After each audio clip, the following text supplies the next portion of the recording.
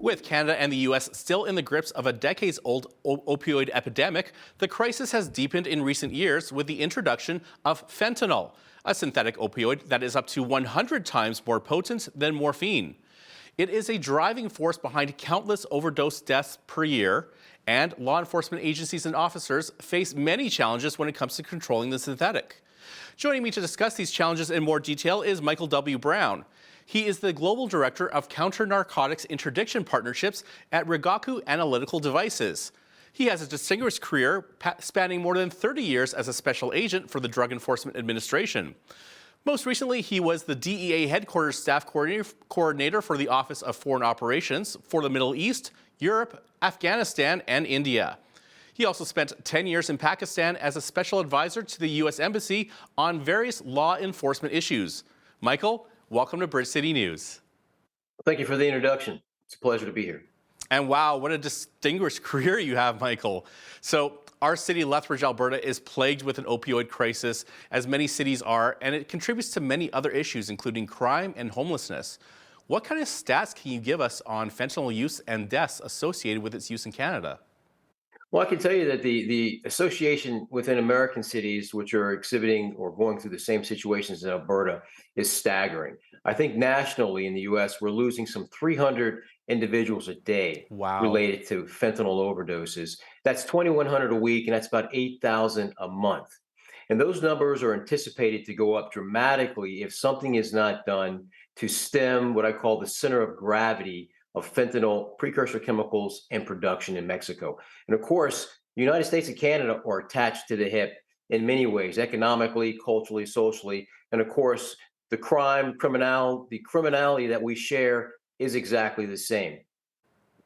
Now, many people may be wondering, if fentanyl is so deadly, why are drug dealers using it to lace illicit drugs? Like, aren't they concerned about potentially harming or killing their paying customers?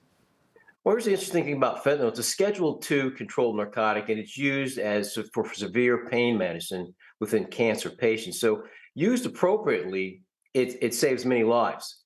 But when the cartels are the manner in which they are using it, right? They're just mixing it with lacing it with heroin and with other narcotics, say methamphetamine or cocaine, for example. But the potency of fentanyl is extremely strong. As you mentioned earlier, it's 100 times more potent than heroin. So really, more than 2 grams is enough to kill an individual.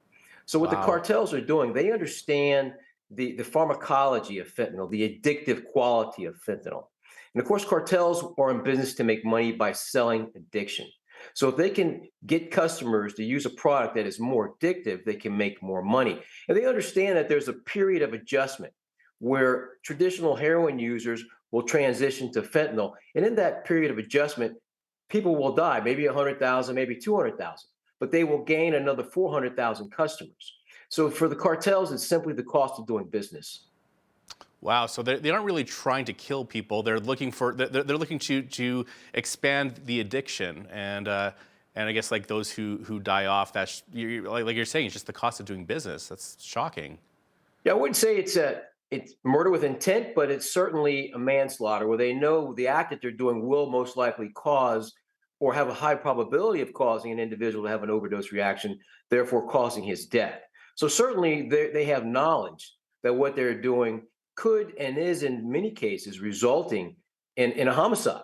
But again, their primary objective is to make a profit. And historically, the cartels have never had a problem killing people with intent. So that's within their wheelhouse. I mean, these are very dangerous organizations whose only motive is to make a profit at human cost.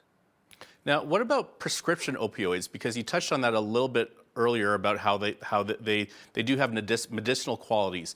But do you feel that they may also be contributing to the crisis?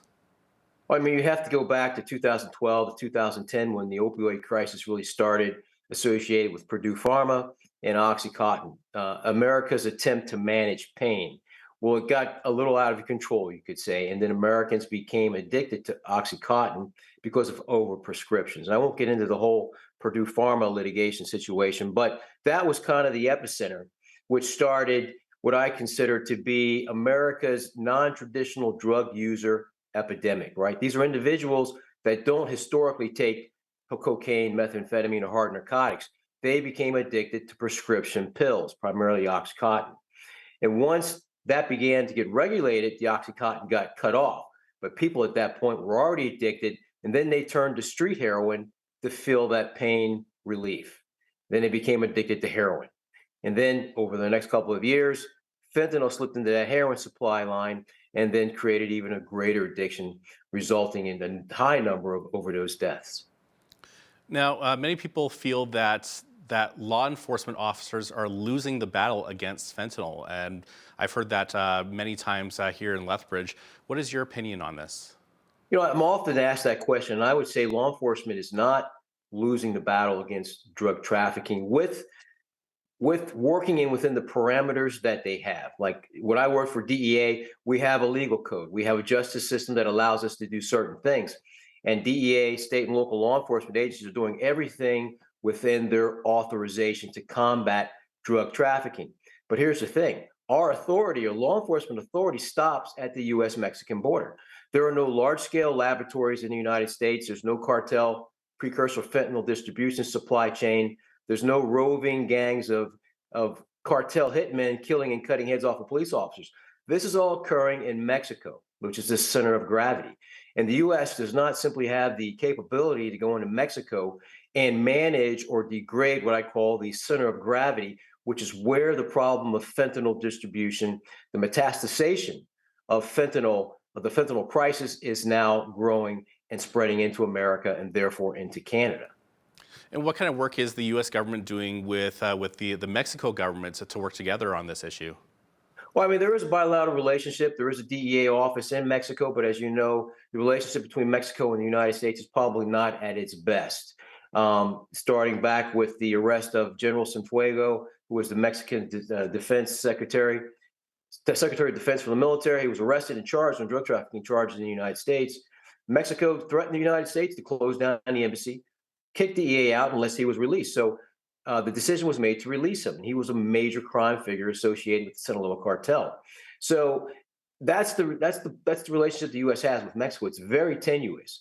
And what we're seeing now in Mexico is the expansion of Mexican cartels in an attempt to basically take over the state, right? So for years of what I would call cooperative, corruptive relationship with the government has now come to an impasse where the cartels feel that they can be in control. And this creates an even larger problem than we have in the United States. And what about Canada? Where is Canada getting its fentanyl supply from? Is that also coming up from Mexico?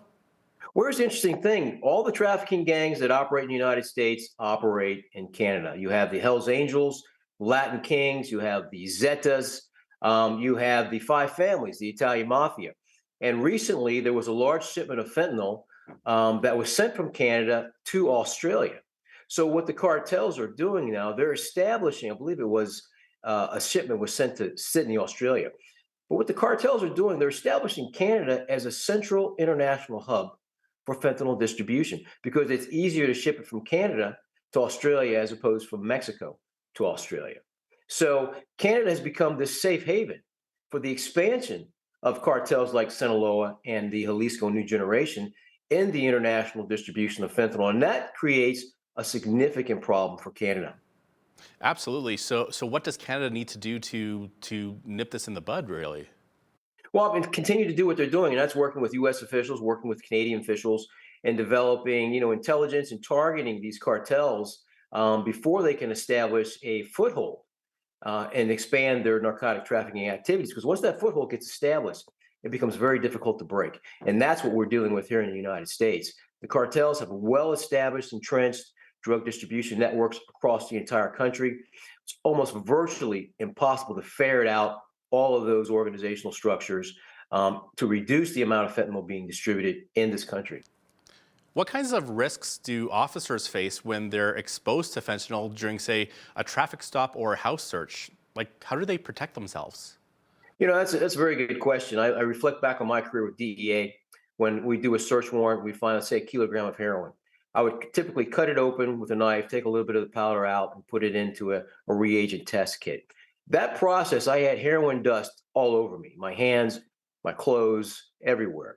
Today, If that was a kilo of fentanyl, I run the risk of exposure by either inhaling it or getting it into my eyes, an open cut perhaps, my nasal passages, at which point the officer is at great risk for potential overdose. In my opinion, officers now dealing with potential drug situations, search warrants, or vehicle inspections are dealing with what I call a hazmat situation. They can no longer look at it as routine because routine and making mistakes can get you killed. So it's not like the movies where an officer will dip his finger into like some cocaine, put it on his tongue, like that's cocaine. That's not true, is it? That was never a good idea to begin with, but it's certainly not. It's a worse idea now. It's definitely. And how are officers able to identify a narcotic when they find a substance that looks suspicious? You touched on this a little bit earlier. Well, it's officers have a number of tools they can use. They have the fentanyl test kits that are out there now. There are the marquee reagent test kits that test for a number of narcotics. But the problem, in my opinion, with those test measures is the officer has to expose him or herself to the actual fentanyl powder. Now, there's a lot of new technology out there referred to as Raman spectroscopy, and that's basically a handheld laser that shoots a light beam into the substance. It heats it up. The molecules get heated up and they vibrate. That vibration causes it's like a digital fingerprint. The software can then identify that substance as fentanyl, heroin, or cocaine, or a number of other narcotics, all without having to expose the officer to that substance. So I think in the future, moving forward, hopefully we'll see more law enforcement officers and departments moving towards having every officer having a Raman spectroscopy laser, handheld laser, as part of his or her toolkit. And with that portable technology, is that enough evidence to give an officer the probable cause needed to arrest and charge a suspect? Well, that's a great point also, because the use of technology really removes the human error aspect. So an officer is doing what we call presumptive analysis using a Raman spectroscopy. It's a computer generated analytical response within a couple of seconds. And that can be used to apply for search warrants or further probable cause for a search or arrest, really removing the possibility of human error or the device, in the case of a fentanyl test strip, giving you a false negative reaction. Now, the ongoing crisis can be felt hard in the city we're coming to you from, which is Lethbridge, Alberta. To address this issue, there has been support for a full-time supervised consumption site, or an SCS, as we call it here. We had a provincially funded SCS from February of 2018 to August of 2020, and it was replaced then by a mobile unit later on. Some are asking for a fully equipped SCS to return, as they feel that harm reduction is vital to saving lives. What are your thoughts on this? You know, this is a major conversation we're having in the United States. There are pros and cons. I think some of the pros are harm reduction and utilizing safe injection sites, or a quick, immediate fix to save an individual from an overdose, right? We want to save lives. But the downside of that is we're enabling long-term drug addiction by providing individuals a safe place to use narcotics. And anyone who understands the pharmacology of drug addiction, if you're using heroin, you have to inject or re-up at least 2 to 3 times a day. Wow. Fentanyl, on the other hand, will get you up in seconds and will last for 30 seconds. Typical fentanyl substance users have to re-up at least 5 to 6 times a day. Wow. So let's say you have a mobile unit, they're just going to be parked in front of somebody's house all day long, supplying narcotics that can be utilized, right? And then the additional issue with that is your cartels. They love this idea because now you're guaranteeing a lifetime supply of customers by, one, decriminalizing or legalizing personal use narcotics that's 2.5 grams or less, and the continued use and the continued rehabilitation and recidivism rate of those that you're trying to save. So I think in the very, very short term, it can save lives, but we should not stop and say we found a solution in safe site injection locations. Well, that's all the time we have for today, Michael, but we really appreciate having you on today. No worries. Pleasure to be here. Michael W. Brown is the Global Director of Counter-Narcotics Interdiction at Rigaku Analytic Devices and a former special agent with the United States DEA.